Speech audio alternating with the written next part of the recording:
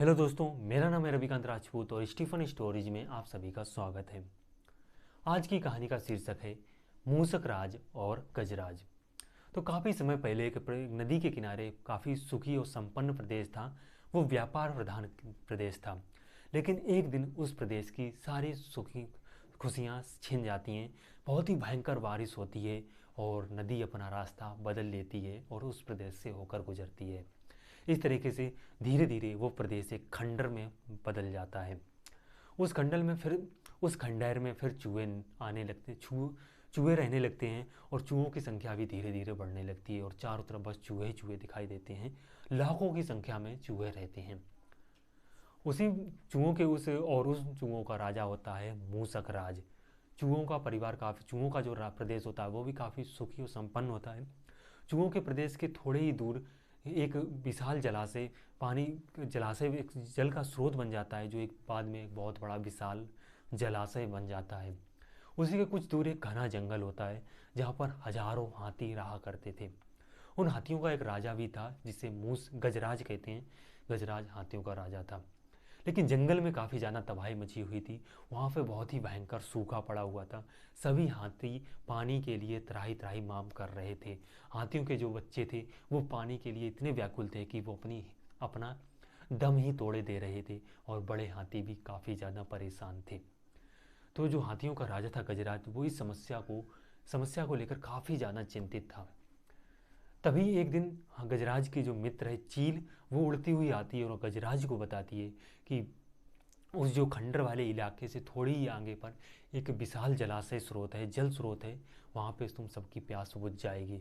तो गजराज तुरंत अपने सभी हाथियों को आदेश देता है और उस जलाशय की ओर निकलने का आदेश देता है। तो सभी हाथी उस खंडर से होकर गुजरते हैं, जिससे हाथियों के पैर के नीचे दबकर काफ़ी सारे चूहे मर जाते हैं और जो चूहों के खंडर की जो गलियां थी वे चूहों के मांस से कीचड़ की तरह रद जाती हैं। हर गली में चूहे ही चूहे मरे दिखाई दे रहे थे। और इससे भी बुरा तब होता है जब वे हाथी उसी रास्ते से फिर वापस लौटते हैं और फिर काफ़ी सारे चूहे मारे जाते हैं। ऐसा प्रतिदिन होने लगा। हाथी रोज उसी रास्ते से गुजरते थे और उसी रास्ते से पानी पीकर लौटते थे, जिससे जो चूहे थे काफ़ी ज़्यादा मरने लगे। तो चूहों के जो चूहों का राजा था और उसके जो मंत्री थे, उन्होंने सभी ने काफ़ी ज़्यादा सोच विचारने के बाद अब तो सब काफ़ी ज़्यादा सोच विचार करने के बाद जो चूहों के मंत्री थे, उन्होंने मूसक राज से बोला कि महाराज, आप गजराज के पास जाइए और उनसे इस बात के लिए प्रार्थना कीजिए, जो हमारे साथ हो रहा है इसे ना करने के लिए उनसे प्रार्थना कीजिए। वे बहुत ही दयालु इंसान हैं, काफ़ी जल्दी ही मान जाएंगे। तो अपने मंत्रियों की बात सुनकर फिर मूसक राज वन को जाता है।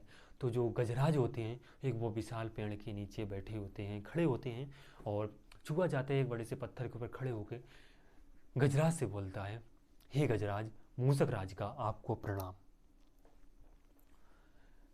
और इस हाथी ऊंचा होता है तो उसे कम सुनाई दे रहा होता है, तो हाथी पहले बैठता है, फिर अपना कान मूसक राज के पास ले जाता है और बोलता है, नन्हे मियाँ, आप कुछ कह रहे थे, फिर से कहिए। तो फिर मूसक राज फिर बोलता है कि हे गजराज, मुझे चूहा कहते हैं और हमारी एक बस्ती है उस खंडर में, जहाँ जिस रास्ते से आप रोज़ निकलते हैं। और आपके निकलने से जो आपके हाथियों के पैर के नीचे हमारे काफ़ी सारे चूहे आकर रोज़ आना मरते जा रहे हैं। यदि ऐसा ही चलता रहा तो एक दिन हमारी संख्या खत्म हो जाएगी।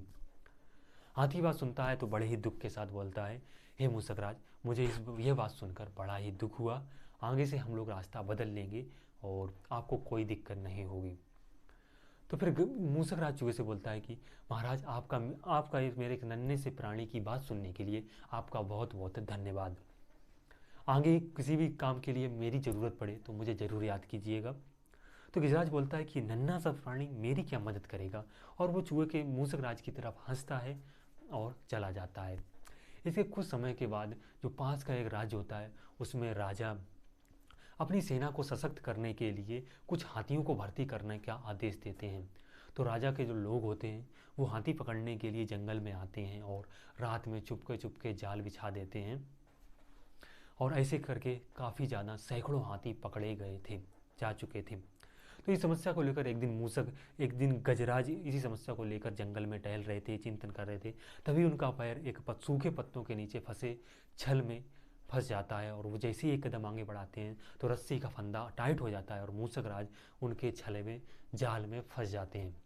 जब वो जाल में फंस जाते हैं तो काफ़ी तेज़ी से हिलाते हैं, अपने चिंगाड़ते हैं, और उनके जो सहपाठी हाथी होते हैं, संगी हाथी होते हैं, जो सेवक होते हैं, वो गजराज की चिंगाड़ सुनकर कुछ नहीं कर सकते, क्योंकि वो सभी जानते हैं कि रस्सी के फंदे के पास जाएंगे तो वो भी फंस जाएंगे। तभी एक जवान भैंसा उसकी चिंगाड़ सुनता है और वो दौड़ा दौड़ा हाथी के पास आता है। ये वही भैंसा, ये इस भैंसे जब ये भैंसा एक दिन छोटा होता है तो एक दिन एक गहरे गड्ढे में गिर जाता है, और जो गजराज और काफ़ी तेज़ी से चिल्लाता है, तो गजराज इसकी चिल्लात सुनकर इसके पास आते हैं और इसे गड्ढे से निकालते हैं।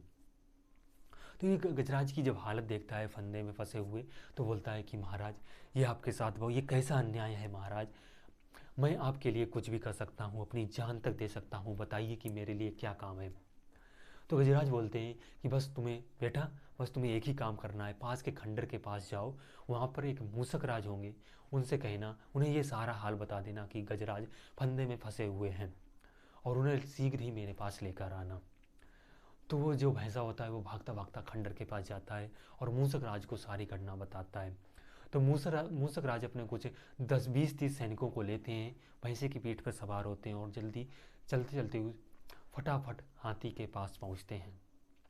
सभी चूहे भैंसे की पीठ से उछलकर फंदे पर लटक जाते हैं और धीरे धीरे रस्सी को उतरना चालू करते हैं, और इस तरह से धीरे धीरे करके वो सारी रस्सी को काट डालते हैं, फंदा छूट जाता है और गजराज आज़ाद हो जाते हैं।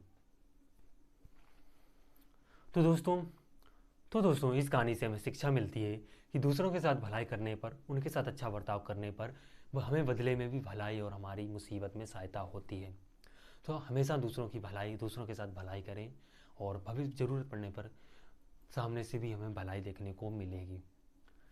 तो दोस्तों ये थी हमारी 100 डेज 100 स्टोरी चैलेंज की स्टोरी नंबर 8।